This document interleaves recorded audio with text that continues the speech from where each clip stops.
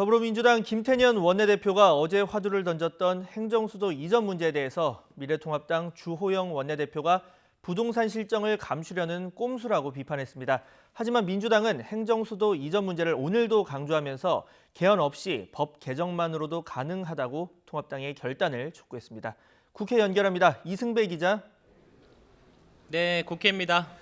네, 먼저 오늘 오전에 있었던 통합당 주호영 원내대표 교섭단체 연설 내용부터 짚어보겠습니다. 현 정권의 무능과 위선이다 이런 표현을 썼어요. 네, 맞습니다. 미래통합당 주호영 원내대표의 오늘 교섭단체 연설문 제목만 봐도 알 수가 있습니다. 문재인 정권의 위선, 민주주의 파괴를 국민과 함께 막아내겠다 이렇게 잡았는데요. 주 원내대표는 국회의 존재 이유는 행정부 권력을 감시하고 견제하는 것인데 언제부턴가 국회가 대통령 권력을 옹호하기에 급급해졌다 이렇게 비판을 했습니다.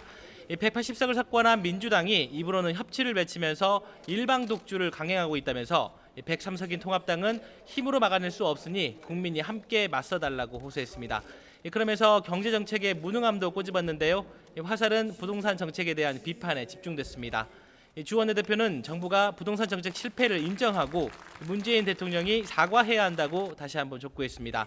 특히 집값 폭등의 책임자인 김현미 국토부 장관과 경제팀을 즉각 경질하고 정책 방향도 규제 완화와 공급 확대로 전환해야 한다 이렇게 요구했습니다. 직접 들어보시겠습니다.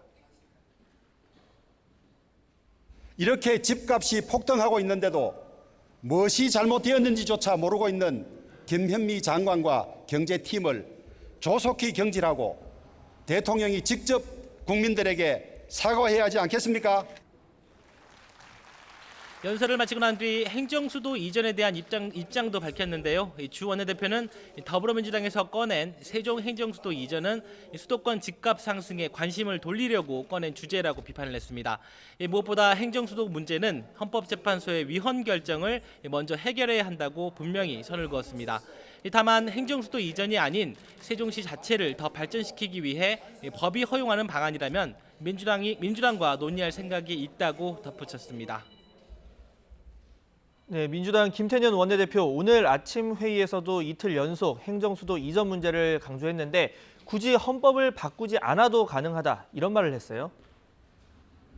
네, 그렇습니다. 어제 교섭단체 대표 연설에서 행정수도 이전을 제안했던 더불어민주당 김태년 원내대표는 오늘 아침 회의에서도 다시 한번 중요성을 강조했습니다. 서울 수도권 인구 집중 문제 해소와 국가 균형 발전 등을 위해서는 이 문제는 반드시 공론화해야 한다 이렇게 말을 했습니다. 들어보겠습니다. 국토 면적의 11.8%에 불과한 수도권의 인구가 비수도권 인구를 추월했습니다. 이로 인해 수도권 과밀화와 집값 상승 등 심각한 사회적 비용과 부작용이 속출하고 있습니다. 행정수도 완성 문제를 공론화해야 하는 분명한 이유입니다. 또 미래통합당이 헌법재판소가 이미 위헌으로 결정해 뒤집을 수 없다고 답한 것은 아쉽다면서 그렇다면 통합당의 계획과 전략은 뭐냐고 목소리를 높였습니다.